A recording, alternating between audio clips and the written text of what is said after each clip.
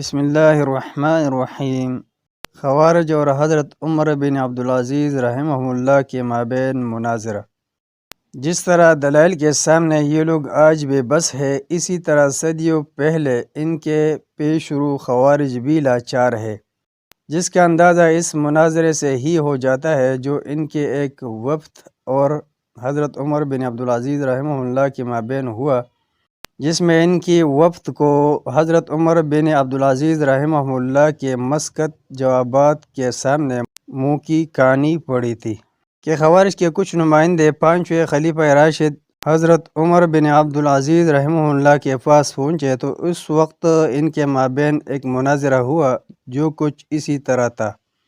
خوارج: قرآن کریم میں کوڑے مارنے کی سزا وارد ہوئی ہے، رجم یا سنگساری کی سزا قرآن کریم میں نہیں ہے، اور حائض عورت کے لیے تم کہتے ہو کہ جتنے روزے اس سے چھوٹے وہ ان کی قضا کرے، اور نماز کی قضا کا نہیں کہتے ہو، حالانکہ نماز تو روزوں سے بھی زیادہ تاکید والا ہے۔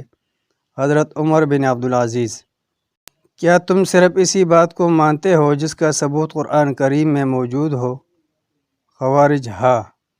حضرت عمر: پھر تم مجھے قرآن کریم سے فرض نمازوں کی تعداد، نماز کے ارکان، ان کی رکعتیں اور ان کی اوقات کا ثبوت مہیا کرو۔ ان امور کو کتاب اللہ میں کہاں لکھا ہوا پاتے ہو؟ اسی طرح مجھے بتاؤ کہ زکوٰۃ کن کن اشیاء پر فرض ہے اور اس کا نصاب کیا ہے؟ خوارج: ہمیں اس کی مہلت دی جائے۔ حضرت عمر: انہیں مہلت دی جائے۔ مہلت دی گئی اور بحث و تمحیص کے بعد جب وہ مقررہ تاریخ پر آئے تو خوارج: ان امور کے دلائل ہم قرآن کریم میں نہیں پاتے۔ حضرت عمر: جب تمہیں ان امور کا سراغ قرآن کریم سے نہیں ملا تو پھر تم ان پر عمل پیرا کیسے ہو؟ خوارج: اس لیے کہ نبی کریم صلی اللہ علیہ وسلم نے ایسا ہی کہا ہے اور آپ صلی اللہ علیہ وسلم کے بعد مسلمانوں کا طرز عمل چلا آ رہا ہے۔ حضرت عمر: یہی معاملہ رجم کا ہے اور روزے کی قضا بھی نبی اقدس صلی اللہ علیہ وسلم کے حکم سے ہے۔ نبی اقدس صلی اللہ علیہ وسلم نے رجم و سنگساری کی سزا نافذ فرمائی۔ آپ صلی اللہ علیہ وسلم کے بعد خلفائے راشدین اور دوسرے مسلمانوں نے اسے نافذ کیا۔